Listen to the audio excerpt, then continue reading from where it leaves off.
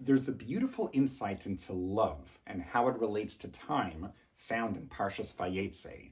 Yaakov Avinu agreed to work 7 years for the opportunity to marry Rachel.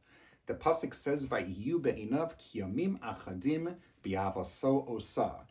Those years, 7 years, passed by in just a few days. The Torah attests to the fact that Yaakov Avinu was so in love with Rachel that even though 7 years should be a very long time, he experienced the equivalent of time travel, and it all passed by in just a few days. That's how much he loved her. But the obvious question is, does this really make sense? Is this how life really works? In general in life, if I'm looking forward to some distant date in the future, sometime in the future where I'm finally going to be able to get something I've been looking forward to, does the time between now and then pass very quickly, or does it actually pass slowly? The truth is, in general, it passes very slowly. It seems to take forever. If I'm looking forward to some date in the future, between now and then, every day, every week, every month seems to take forever. It seems like that date is never going to arrive. So what's the Torah getting at here? What exactly is going on? How come with Yaakov, the time actually seemed to pass very quickly?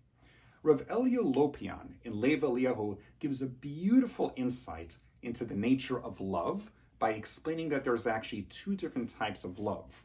There's a low level of love that we often talk about in our daily lives when we talk about loving an object or loving food. He gives the example of a man who says he loves fish. When a person says they love fish, are they looking to forge a romantic connection with fish? No, of course not. When a person says they love fish, what do they want to do? They want to catch the fish. They want to kill the fish. They want to cut the fish into pieces. They want to cook the fish. They want to eat the fish and totally demolish it until nothing is left of the fish. Does that man really love fish? No, that man loves himself. He's demonstrating a love for himself. He just wants the pleasure that he can get out of the fish. And that's what he means when he says he loves fish. With that kind of love, every day a person has to wait until they can achieve the object of their desire. It's suffering. He's depriving himself of that pleasure he wants to get eventually. And in the meantime, it's torture, it's suffering. And we know in life, time flies when you're having fun. So this kind of a person is not having fun by depriving himself, and therefore time passes very, very slowly. What's the other kind of love? What does the Torah refer to when it talks about love? When one person loves another because of the type of person they are, their personality, their character traits, their dreams, their aspirations, in that situation, you want to do for that other person anything you can to help and uplift and help that person fulfill their dreams. I'm not loving another person just so I can get something out of that person. That's loving me.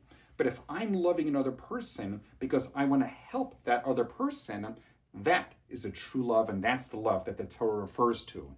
In that kind of a situation, if I'm using my time, if I'm sacrificing my time and my resources to help that other person, that's not a negative experience, that's a positive experience. Time flies when I'm having fun. If I'm working toward an object of my love in such a positive way, time really, really does fly by.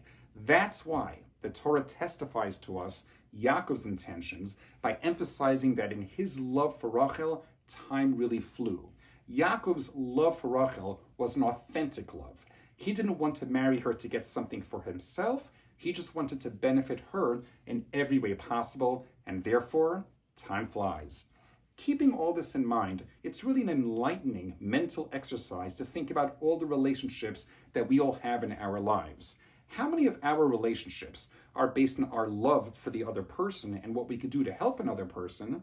And how many of our relationships are based on thinking what we can get out of the other person? Think about the various relationships you have with your friends, your parents, your children, your spouse.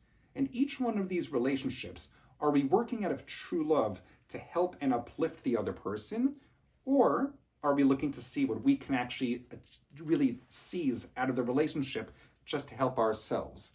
Let's all contemplate on what we could do to improve the quality of all the relationships in our lives.